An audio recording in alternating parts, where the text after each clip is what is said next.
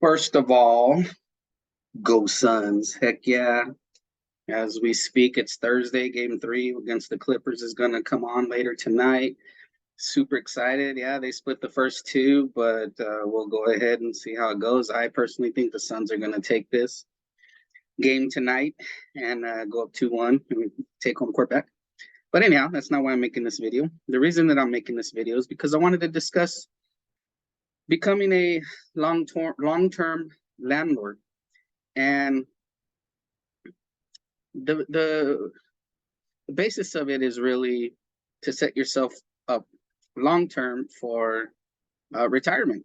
And lots of people, I don't believe, maybe I'm wrong, but lots of people don't really consider retirement, or they don't consider owning properties as a way to retire and set yourself up for retirement.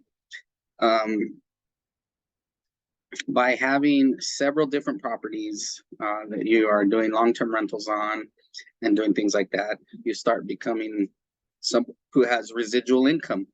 You have what some people call passive income. So every month something's coming in.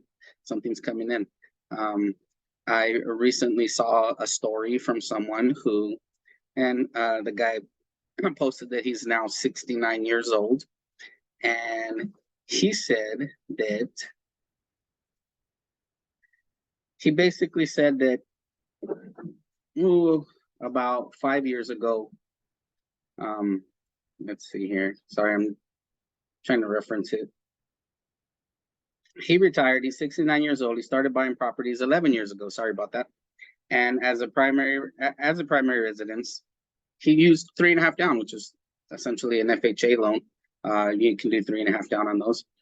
And then he waited and bought another one and bought another one and bought another one and bought another one.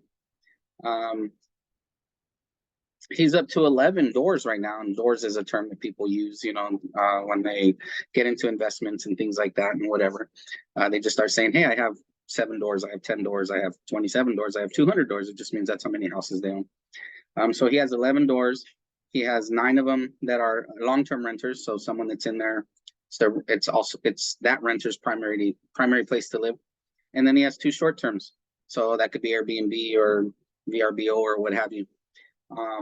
And he has a low 6-figure yearly cash flow. He was able to retire from his job, so he's no longer a W-2 is what he says here, and now he just manages his rentals now full time. So that's a perfect example right there of turning something like that into passive income, quote unquote. It can become what you do, and then guess what? He's 69. Not too much longer. He might decide he doesn't want to manage all these anymore as rentals. He can go ahead and start selling them off. So sell off one house, and he's going to rake in some decent money off of the equity. Then he's going to sell another. Then he's going to sell another. After a while, you sell 11. Hey, that's, for the common folk, that's pretty decent money, and that's a good way to retire. It's going to provide a comfortable retirement. I'll give you another example of how a house being sold, how it can help you in the retirement time of your life.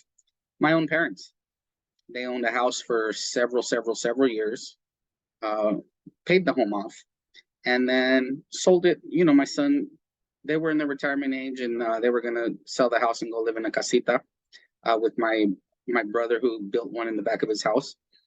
But my son didn't want to see the house leave the family because he has childhood memories there and whatnot. So he decided he wanted to purchase it. My parents were going to sell it to him. Anyways, long story short, they easily surpassed a couple $100,000 on that one house. So my parents were of average means, just like a lot of us are. My dad worked for the city. My mom, retired from a job, manufacturing job. And so they had a retirement and Social Security and, things like that, pension. But what's really providing them with a comfortable retirement lifestyle is they sold that house, made well over a couple $100,000 on it, and now they're able to live, pretty comfortably. If they were just living on the pension and the Social Security and what have you, they'd have some money, but it wouldn't be what it is.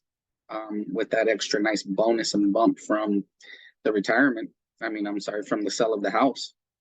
So I tell that story just as an example of, you go back to the first story I told. That guy has 11 of those. So granted, he's not going to pay, most likely will not pay them off from now until when he decides he no longer wants to do this. You never know. Maybe he pays them off quickly. Some people do that. But to say he's gonna stick it out for 30 years for all 11 of those probably won't happen. That's okay. What's going to happen is equity is going to start to increase. The homes will start producing a profit for him, and the homes won't be paid off. However, when he goes and sells 1, 2, 3, all 11, he's going to make a tidy sum off of all 11, and that's going to provide a very nice retirement income for him. So I wanted to come on here and make this video and tell these stories just to highlight that this could be a good way for the average person to set themselves up for retirement. I can give you the advice on how you should go about doing it, help you purchase the homes and things of that. We have that knowledge and expertise for you. So if you wanted to contact me, I could go over all of this with you, but it's an excellent way to set yourself up for retirement. You don't have to own 11. You can own 2 or 3 or 4, or you can own 20 or 30, whatever you decide works for you. But for the average person, this is a really good way to set yourself up for retirement. So just think about it. It's never, like this guy in his story, he's 69 years old and started doing this stuff. It's never too late to start doing it. However, it's recommended that you do it earlier in life and set yourself up. So if you want to discuss it, go ahead and give me a call or text or email, reach out. But yeah, I just wanted to point this out because I do talk to several people out there, youngsters, and they're always so apprehensive, always so nervous about purchasing a home, but they'll go ahead and go throw that money at rentals themselves. Well, what they're doing is paying for someone else who's setting themselves up for retirement. The person that they're paying, she has that set up, and he's getting himself ready, to take advantage and all that. And maybe that renter isn't holding on to that forever and whatever, but some people have different strategies going on. However, be on the other side of that. You know what I mean? Own the home, rent it out, buy another one, rent it out, buy another one, rent it out. It really is possible for anyone to do it. Some people out there think you need all the money in the world for this. There are ways to do it without a ton of money. So